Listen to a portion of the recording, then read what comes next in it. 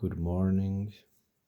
I've been reading a little bit about original Buddhism, which is the translation of the five Nikayas. Whatever comes after that, it's not original, it's sectarian.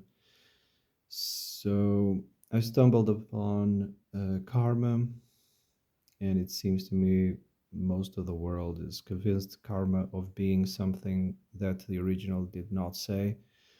So if you're interested, listen to the rest. So, or move on, right? Move on to doing something else. So, in the original Buddhism, karma is the law of cause and effect, but in the sphere of being. Yes, karma is our individual character. Some religions call it providence or destiny. Karma is our destiny, yes?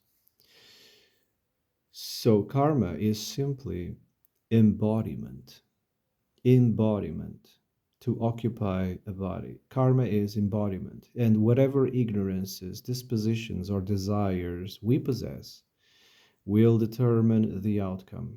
What outcome?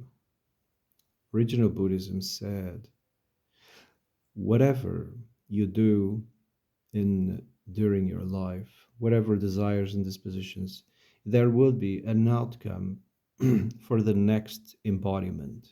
All right.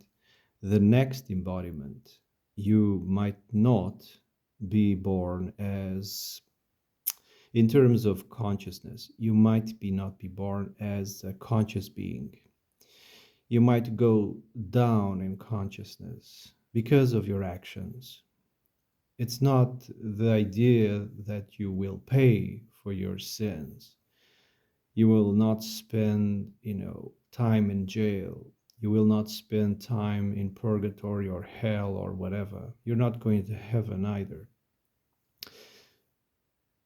You are not. No, your actions, yes, will have an outcome in the next embodiment. So you might enjoy the life of a human, but in the next life, depending on what your behavior was, you might be born as a, I don't know, an insect or a worm or whatever, right? You will go down in consciousness. So in Buddhism, original Buddhism, there's many, many worlds. So you could also be born in a different world, lower in consciousness, that we have no clue how it works, you know.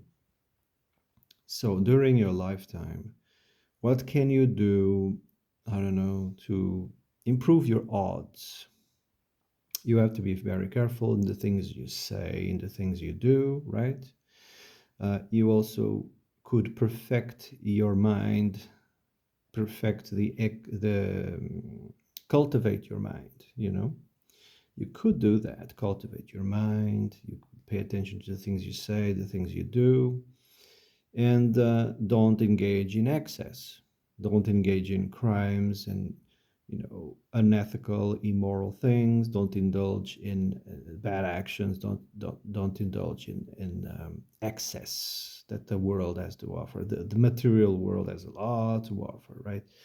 So live in humility, basically.